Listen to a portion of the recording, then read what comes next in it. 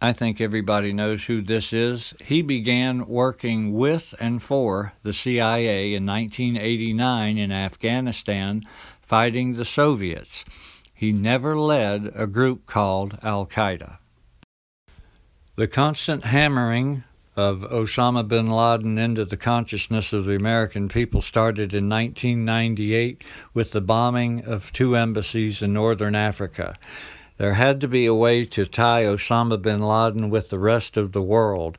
This nomad had a phone. The investigation into the bombings lasted a total of 5 hours. It was determined that Osama bin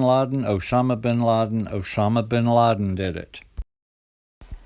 The reason for the immediate conclusion was the fact that Osama bin Laden made 60 phone calls right after the bombing of the embassy. This is what I call the faceless face of disinformation. Listen to this. We fully support a free press, but there also comes a high level of responsibility with that. The media routinely reports on classified information and government secrets that put lives in danger and risk valuable national security tools. This has happened both in our administration and in past administrations. One of the worst cases was the reporting on the U.S. ability to listen to Osama bin Laden's satellite phone in the late 90s. Because of that reporting, he stopped using that phone and the country lost valuable intelligence. They know it to be 100% false, but nobody can find out where she came up with this. I think it's just something she drew up during gut hogging at breakfast. Osama bin Laden and his magic satellite phone went into hiding as he became the #1 most wanted person on Earth.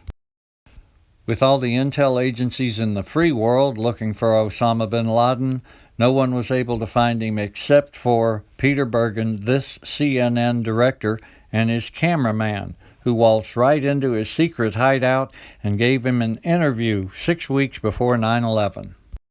From his satellite cell phone hidden away in a cave somewhere in Afghanistan, Osama bin Laden directed the most sophisticated attack on American soil in history. The Bush administration's counterterrorism czar, Richard Clarke, mentioned Al-Qaeda every day in briefings. George Bush and the rest of the cabinet members got tired of hearing about Al-Qaeda every morning, and so they removed him from the cabinet and moved his office down the street. Originally, this FBI agent was introduced to Al-Qaeda through the USS Cole bombing.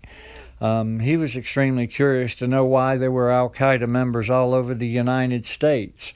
He was moved into a position of head of security at the Twin Towers. First day on the job, 9/11. This is Michael Springman, formerly with the State Department. He ran the embassy in Jeddah, Saudi Arabia. One day, 3 of the 19 hijackers came into his office and asked for visas to America. He declined. He watched them stand out in the parking lot and get on their cell phones, and then he got a phone call from somebody in the CIA saying to let him pass. He said no, so he got a call from his boss, and he put the hammer down, let him pass. Michael Springman says that 15 of the 19 hijackers went through the same embassy in Jeddah, Saudi Arabia, and the CIA forced every one of them through. So what do you make of that? In 1998, it only took 5 hours for them to assign blame to Osama bin Laden for the bombing of the embassies. On 9/11, it only took 28 minutes. Luckily, the news anchors knew who did it within minutes. Osama bin Laden. The pundits knew within hours. Osama bin Laden. The administration knew within the day. Terrorists who committed these acts and those who harbor them. It was later determined that almost every governmental institution failed on 9/11 except for the head of transportation, Leon Mineta, that grounded every aircraft, except for one. The irony to end all ironies of 9/11 is the bin Laden family was visiting with the Bush family in Crawford, Texas, and they were allowed to fly home.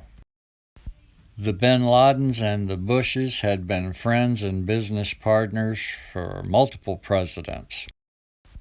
NFL star free safety for the Cardinals, Pat Tillman, gave up a $3.6 million contract to join the Army with his brothers and go specifically after Osama bin Laden. But after wandering around the hitherlands of Afghanistan for almost a year, Pat Tillman and his brother became a little disenchanted. Nobody really seemed to be interested in finding this bad guy. Again, I don't know where he is. I repeat what I said. I truly am not that concerned about him. I truly am not that concerned about him. Say what? I truly am not that concerned about him. While the president lost concern, Pat Tillman ended up dead, shot by his own unit. After the Patriot Act started, John Ashcroft was going on the news every day, giving the number of people that had been arrested under the new Patriot Act. Finally, one day, the media started asking, who are these people? Little known fact is 209 Israelis were in the country illegally and were arrested under the Patriot Act in the months surrounding 9/11. So Ashcroft was silenced, and he took up singing. Let the eagle soar like she's never soared before. While George Bush was losing interest in Osama bin Laden, and John Ashcroft was launching his singing career, Michael Chertoff became the first director of Homeland Security. Then he retired and became its largest contractor, $378 million worth of business.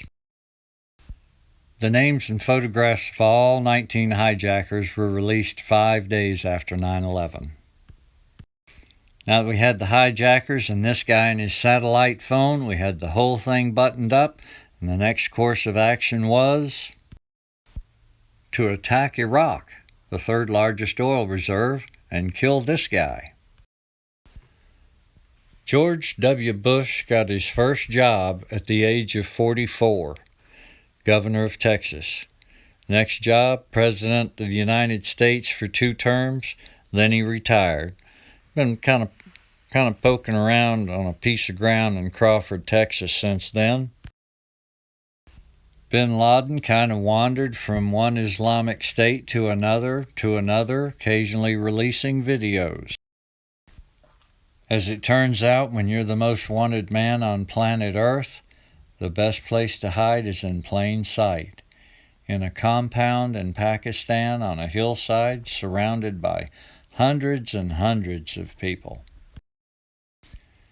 The 10 years after 9/11, trillions and trillions, $5 trillion, went into the pockets of the military-industrial complex and Halliburton. In 2011, a daring SEAL team raid came crash landing into the compound that Osama bin Laden was staying at. And we know it happened because we saw it. We saw Obama and Hillary Clinton watching a monitor. End of story. So that nobody could say bin Laden wasn't killed, they supposedly did a handheld DNA test right there in the compound and then took him to a ship and heaved him out in the Arabian Sea. A list of things you were never shown: a plane hitting the Pentagon, any debris from Flight 93, the dead body of Osama bin Laden, the model of the collapse of Building 7, pictures inside the Pentagon, and a video of the compound raid. Things Osama accomplished: killed the U.S. Constitution, cost America trillions, killed over 10,000 U.S. citizens and soldiers.